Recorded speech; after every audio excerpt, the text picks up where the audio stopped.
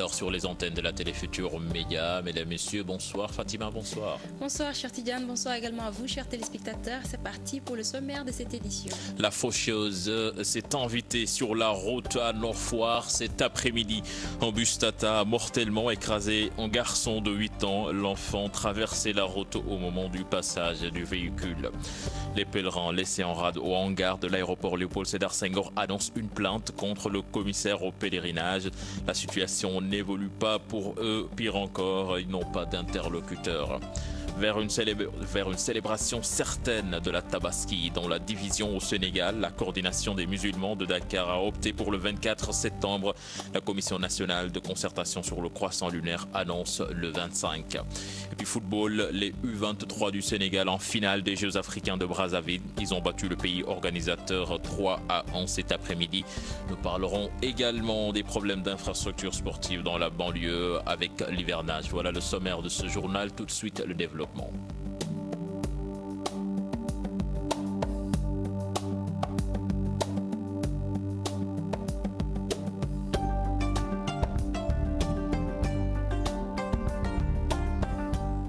Bienvenue à toutes et à tous. Ce drame à Nord-Foire, en bus Tata tue accidentellement un enfant de 8 ans. Et oui, cher Tidiane, les témoins sous le choc soutiennent que l'enfant traversait la route au moment du passage du bus. Les populations, elles, déplorent le retard des sapeurs-pompiers. C'est un reportage de Kodendiaï et Mohamed Djan. Un bus Tata a fauché un garçon au quartier Nord-Foire de Dakar. Le choc n'a laissé aucune chance au garçon qui a rendu l'âme sur le coup. Ce chauffeur de taxi est témoin des faits. Je vous ai montré là où j'étais. Ça ne fait pas 1m50 quoi. C'est que sûr, le Tata a passé sur le gosse. Il a même crié en disant Aïe. Moi, waouh, le gosse, il a même crié. Aïe, j'ai entendu Aïe moi. Quand le gars a reculé, c'est en ce moment-là qu'il est mort. Bon. Quand je me suis levé, j'ai regardé en bas et j'ai dit le chauffeur là. Le chauffeur m'a interrogé. Qu'est-ce qui se passe? Je lui ai dit que c'est une personne. Il est descendu de la voiture, il a regardé en bas. Après, il est enfui. Cet homme également a assisté au drame. Boy bi dafa jënd añ di génn oto bi moo sut boy bi bi mu ko dëggee dëgg ci loxo bi boy bi yuuxu. Le garçon était parti acheter de quoi manger. Apparemment, le chauffeur ne l'avait pas vu. C'est par la suite qu'un motocycliste l'a fait savoir qu'il a tué une personne. Certains habitants du quartier dénoncent l'existence de ce terminus qui constitue un danger permanent pour leurs enfants du fait de sa proximité avec l'école. Ici, ce n'est pas un garage. Il y a des écoles à côté. Ce n'est pas sûr pour la sécurité de ces enfants.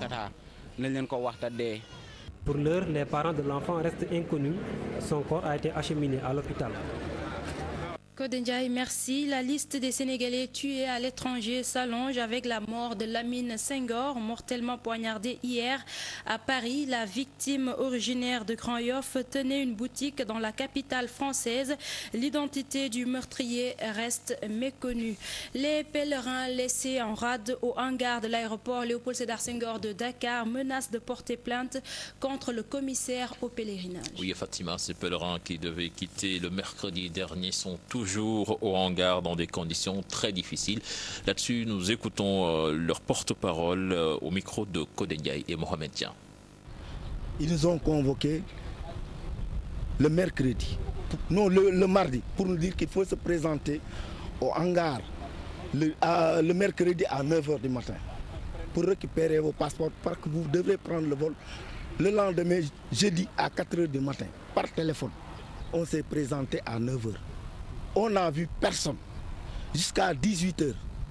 C'est là où Alpha est venu, le fils du commissaire, pour nous dire qu'on n'a pas reçu vos visas. Si on ne part pas, on porte plainte. Parce que la Mecque, c'est pour une vie. Nous sommes des musulmans. On a les moyens d'y aller. On a déposé nos papiers. Notre argent est dans la main du commissaire général. Il est parti avec tous ses adjoints.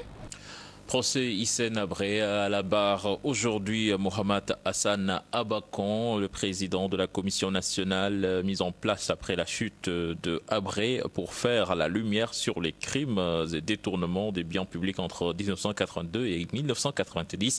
Abakan, dans sa déposition, est revenu sur les 17 mois d'enquête durant lesquels 1700 auditions ont été effectuées. Ce rapport fait état d'exhumation de charniers, de plus de 200 corps, 54 000 détenus, 30 000 veuves et 32 000 orphelins. Une situation qu'il qualifie de désastre social. L'audition des témoins se poursuit ce mercredi. Nous parlons de toute autre chose, Fatima Ba, vers une célébration certaine de la Tabaski dans la division au Sénégal. Absolument, cher Tidiane. L'association des musulmans de Dakar va célébrer l'Aïd el-Kébir le 24 septembre. La commission nationale de concertation sur le croissant lunaire le fera le lendemain. Une situation qui n'est pas du goût des Sénégalais rencontrés. Leurs propos sont recueillis par Maïmouna Ndiaye.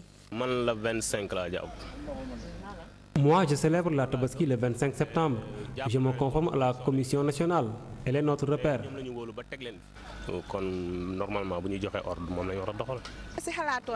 Pourquoi pas ne pas s'entendre sur une date? Nous sommes des musulmans et nous devons toujours fêter l'Aïd el-Kébir le même jour qu'à la Mecque.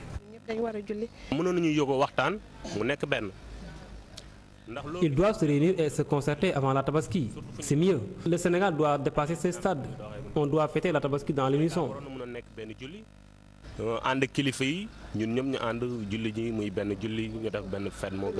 La 25, tu es d'accord, man. Je célèbre la Tabaski le 25 septembre, Inch'Allah.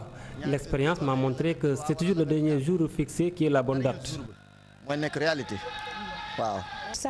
Il faut trouver une solution et cela passe par une concertation.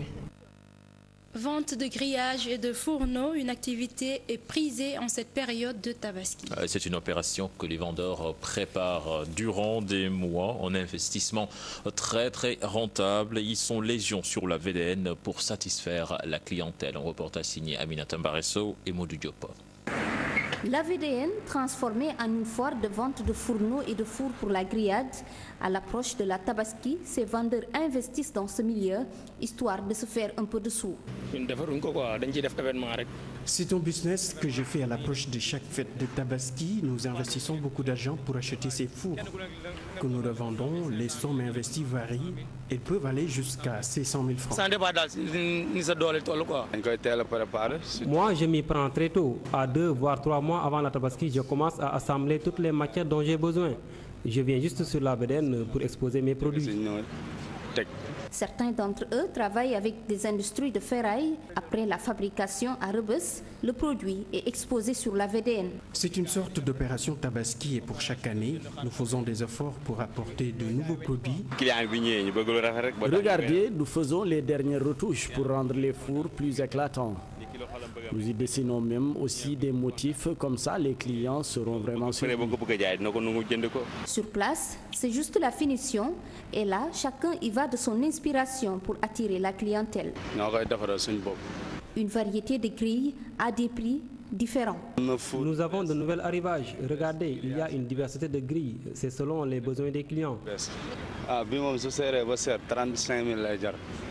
Les prix varient. Ils peuvent aller jusqu'à 50 000 francs. Seul hic, les clients se font encore désirer, mais de l'avis des commerçants, les acheteurs attendent toujours les derniers jours. Aminata Mbaresso, le mouton, véritable centre d'intérêt de la Tabaski, mais il faut impérativement ce qui va avec, notamment la corde ou l'aliment de bétail, un petit commerce qui marche très bien, nous disent nos reporters Aïssatou Païfal et Tierno Laurent Mendy.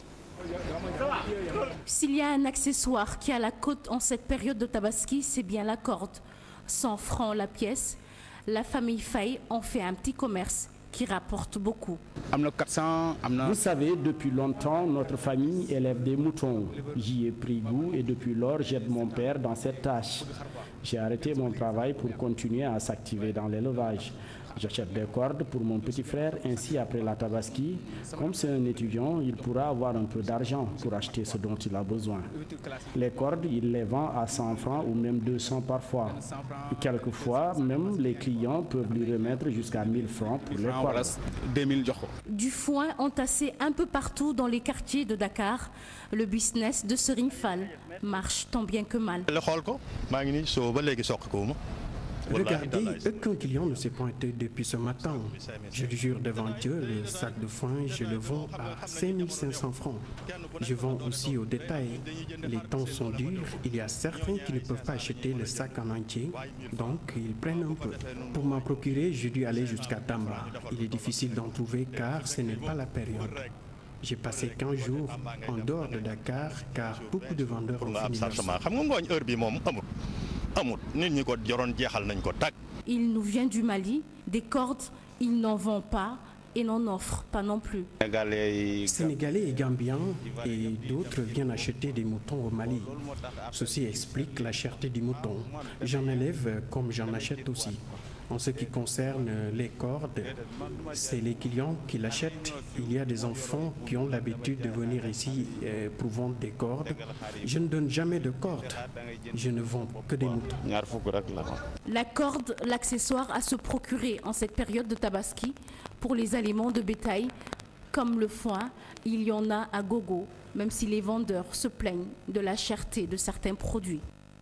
Aïssatou Païfal, le mouton, un invité de trop pour certains propriétaires d'appartements. Faute d'espace, les occupants de ces appartements, Fatima, préfèrent laisser leurs moutons déjà achetés chez le vendeur ou bien même achetés à la veille de la célébration. Sujet signé Fatou Bintou Kanté et Modou Diop. Si la tendance chez les Sénégalais est de vivre en appartement, en cette période de tabaski, garder un mouton devient difficile, vu l'exiguïté de l'espace. Dans cette cité, personne ne peut garder son mouton dans un appartement, c'est impossible. Les gens sont obligés, dans certains lieux de vente, d'y laisser leurs moutons. Surtout ceux qui sont en bas de l'immeuble, les appartements sont vraiment exigus.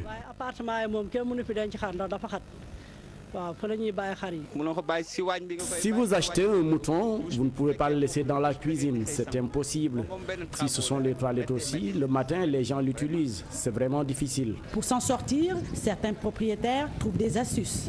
Laisser le mouton chez le vendeur, moyennant une somme. On laisse nos moutons au vendeur et une somme de 5000 francs pour la nourriture, jusqu'au jour de la tabaski pour les récupérer après. Tu es obligé xar bi nga jënd bàyyi ko ci jaaykat bi nga xam ne ngay freiwaat foofu malgré jënd nga ba pare mais di nga ko joxaat loo. Nous sommes obligés de laisser nos moutons chez le vendeur. On est obligé d'engager d'autres frais supplémentaires. On paye encore le vendeur.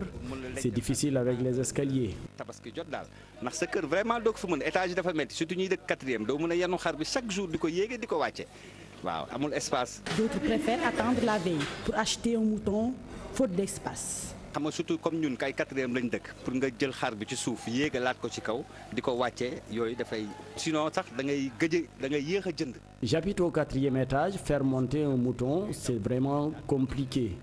On préfère attendre la veille de la tabaski pour acheter un mouton. Chaque tabaski, nous sommes vraiment fatigués.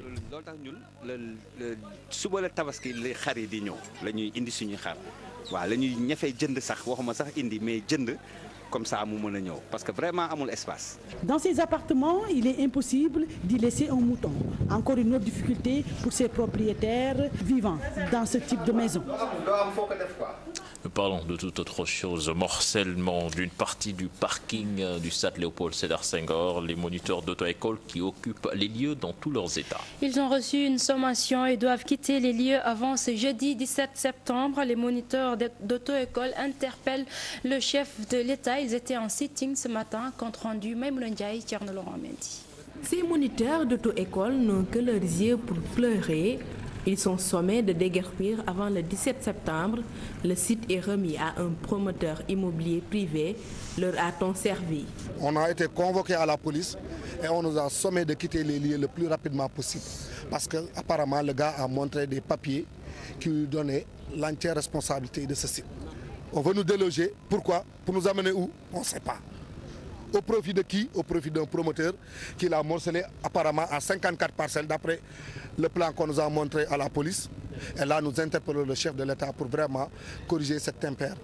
Ce terrain, une partie du patrimoine de l'infrastructure sportive, son morcellement jugé illégal, le chef de l'État est interpellé. On n'a que ce site où préparer nos candidats au permis, ou préparer, former les jeunes Sénégalais ou les désireux du permis de conduire, les préparer à l'obtention du permis de conduire. Et on n'a que ce site pour passer l'examen du permis de conduire. On interpelle le chef de l'État vraiment pour qu'il s'inscrive dans une dynamique de justice afin que des Sénégalais ne soient pas discriminés au profit d'autres Sénégalais. Les mécaniciens aussi s'indignent. Ils nous font déguerpir et ensuite ils cèdent le terrain à un promoteur privé.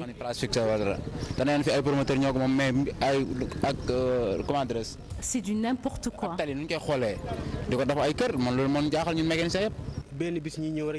C'est quand même trop facile. Les autorités se lèvent un beau jour et nous demandent de quitter. Et pourtant, ils auraient pu nous laisser ici, gagner notre vie. Les moniteurs d'auto-école invitent par ailleurs leur tutelle à prendre cette affaire à bras-le-corps parce qu'ils disent qu'ils n'ont nulle part où aller.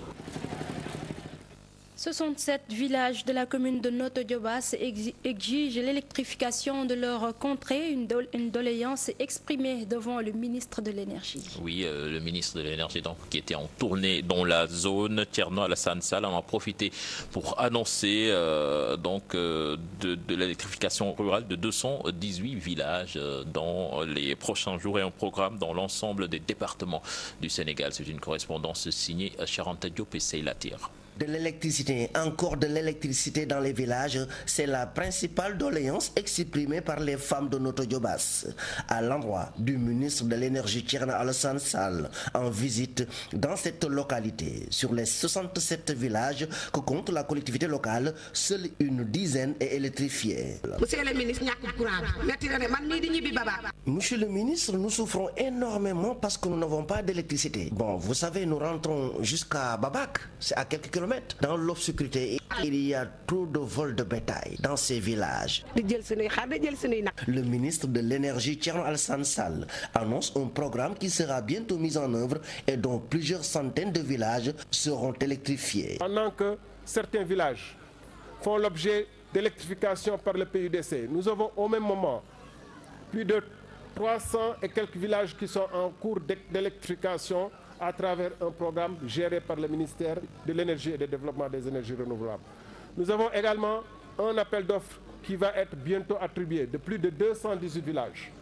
Mais nous avons surtout un programme beaucoup plus large qui va toucher un nombre plus conséquent de villages. Très actives dans le commerce et transformation des produits locaux, les femmes du Diobass demandent un accompagnement soutenu des pouvoirs publics pour concrétiser toutes les idées de développement local.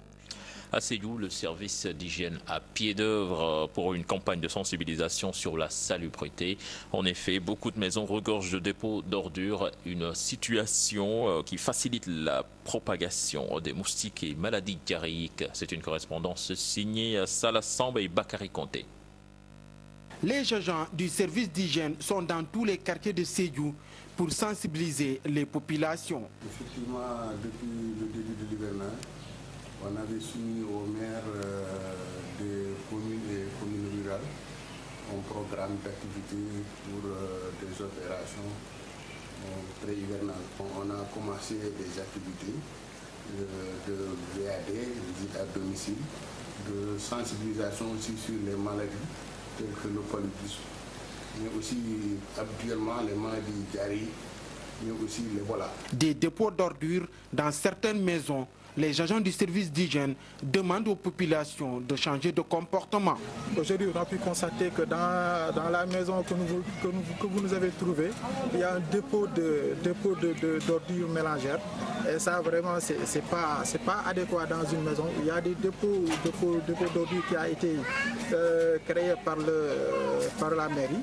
Maintenant, nous sommes en train de travailler dans ce sens pour que la population ait l'habitude d'avoir une poubelle réglementaire chez eux. pernicieux. À partir de ce moment, de les mettre sur les artères principales. À partir de là, il y a un système de ramassage qui a été donné. Une initiative saluée par les Sédiois.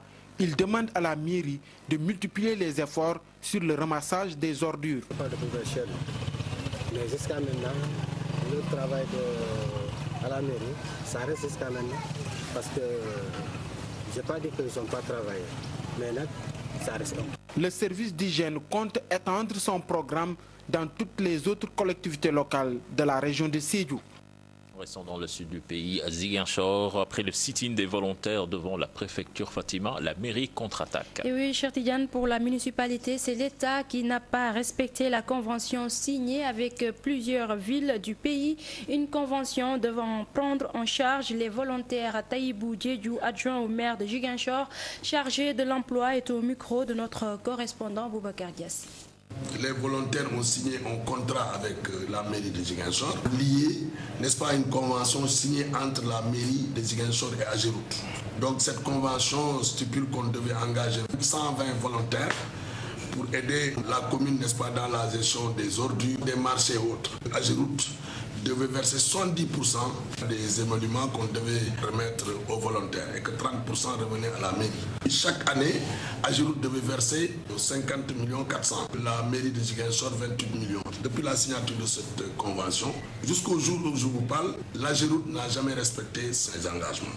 Mais il faut quand même regretter que aussi Ageroute, depuis 3 ans, alors que c'est le même programme qui est déroulé à Dakar, à Saint-Louis, à Kaolack, et que ces villes-là ne connaissent pas ce problème-là.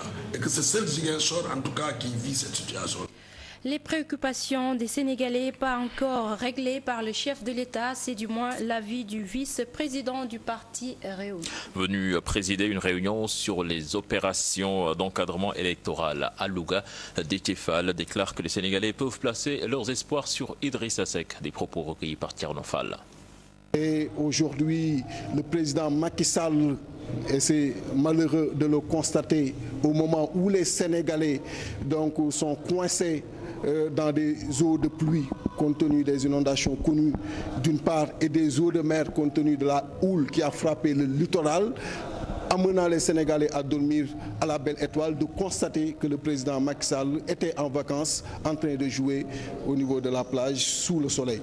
Et constatant tous ces manquements, je pense qu'il y a lieu aujourd'hui de croire que le président Idrissa Seck constitue l'alternative parce que ces populations sont déçues du traitement reçu du président de la République sur les difficultés auxquelles elles sont confrontées, ces populations.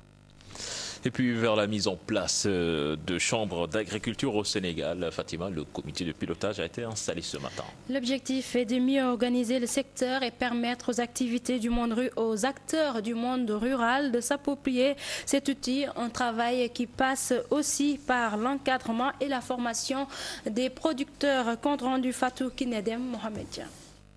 Un processus, beaucoup d'espoir pour une agriculture forte. Éleveurs, pêcheurs, tous impliqués dans la mise en place des chambres d'agriculture. C'est aussi des réformes, de grandes réformes. Vous savez qu'aujourd'hui, le Sénégal a un plan qui s'appelle le PRACAS, qui est le volet agricole du PSE, qui a nourri beaucoup d'ambition pour notre agriculture. Nous laissons la primeur aux organisations paysannes, à elles de définir les contours des chambres d'agriculture. Au niveau de la base surtout, pour que les agriculteurs qui sont à la base puissent comprendre, puissent nous dire également, après avoir compris, voilà ce que nous voulons. Les acteurs du monde rural représentent plus de 48% du comité de pilotage. Cette initiative permettra d'abord d'éviter la pléthore d'OP et d'organisations que vous avez tous constatées, mais ça permettra également à l'État d'avoir une interface unique, lui permettant effectivement d'avoir des partenaires dans la définition des politiques agricoles, mais effectivement dans l'application des lois comme la loi d'orientation agro-silvopastorale. Beaucoup de pays se sont lancés dans cette dynamique, entre autres la France. Même si son modèle est à saluer, des manquements sont notés. Si on ne prend pas garde, le secteur privé viendra avec de l'argent mettre le paquet et diriger effectivement toutes les opérations. C'est ça l'échec de la France. Au niveau effectivement du Mali, et au niveau de la Côte d'Ivoire, nous avons constaté qu'il il y a trop la main de l'État. L'encadrement et la formation des producteurs, une nécessité. Les décideurs appelés à contribuer davantage au financement du monde rural. Belle performance des Lions U23 cet après-midi à Brazzaville. En effet, ils ont battu le Congo 3-1 en demi-finale. Les Lions donc qualifiés pour la finale et ils auront comme adversaire le vainqueur de Nigeria, Burkina Faso.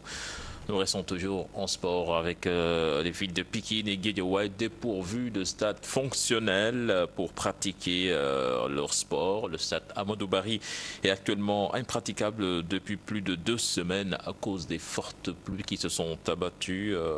Et puis le stade Alassane Djigo fermé depuis 1 an. Pas de stade pour jouer les Nawetan, comme vous allez le remarquer dans ce reportage signé Pape Faraning et Modou Diop. Une pelouse qui ressemble plus à un marigot qui se tarit, dégradé en piteux état, le stade Amadou Barry de Guédiawaye n'est pas à voir en ce moment. Les activités sportives dans la commune sont au point mort. Pourtant, il y a juste 1 an, l'infrastructure avait subi une cure de jouvence. Vraiment, c'est déplorable. C'est déplorable. C'est le mal sénégalais. On met des millions, bon, après, bon, c'est comme ça, quoi. Vraiment, c'est un peu déplorable. C'est déplorable, tellement déplorable, tellement. On nous aide quoi, le plus rapidement possible pour nous rétablir le stade. Ce stade est impraticable. Pourtant, il a été réfectionné il y a moins d'1 an. Nous sollicitons l'aide des autorités. Grand utilisateur du stade à cette période, le mouvement Nawetan est dans l'expectative pour la suite de ces compétitions. On est obligé de changer les programmes, d'aller jouer des matchs amicaux ailleurs. C'est comme ça, quoi. Très difficile même. Même aussi sur le plan financier, bon, on est obligé de dépenser, de donner des transports, les blessures, machin, tout ça. Bon, c'est comme ça. C'est très difficile pour nous joueurs car nous nous entraînons depuis plus d'1 mois et impossible d'utiliser ce stade. Même constat à Pékin, le stade Alassane Djigo n'est plus fonctionnel depuis plus d'1 an. La faute à une surutilisation. Nous ne savons plus où donner de la tête car nous avions l'espoir de jouer à Guédiawaye, mais ce stade est encore impraticable. Nous n'avons vraiment pas où pratiquer le foot, c'est anormal. Maintenant, on nous propose Demba Diop et Thiaroye, c'est inadmissible. Joueurs et entraîneurs réclament une meilleure gestion pour ces 2 stades. J'appelle à une bonne gestion des infrastructures. Cette situation ne peut pas perdurer. Même pas 5 ans. Nous réclamons une pelouse synthétique de qualité, une 2e tribune, bref, un stade qui réponde aux normes. Des garanties sont données par l'entrepreneur en charge pour la reprise des activités à Amadou Barry dans les meilleurs délais. Pendant ce temps, la réfection des stades Alassane Djigo est entreprise, mais lentement depuis 1 mois. Ainsi, les sportifs de la banlieue vont devoir prendre leur mal en patience. C'est la fin de ce journal. Merci Fatima. Merci cher Tidiane, merci également à vous, chers téléspectateurs. Prochain rendez-vous pour l'information, ce sera 0h avec le tout temps.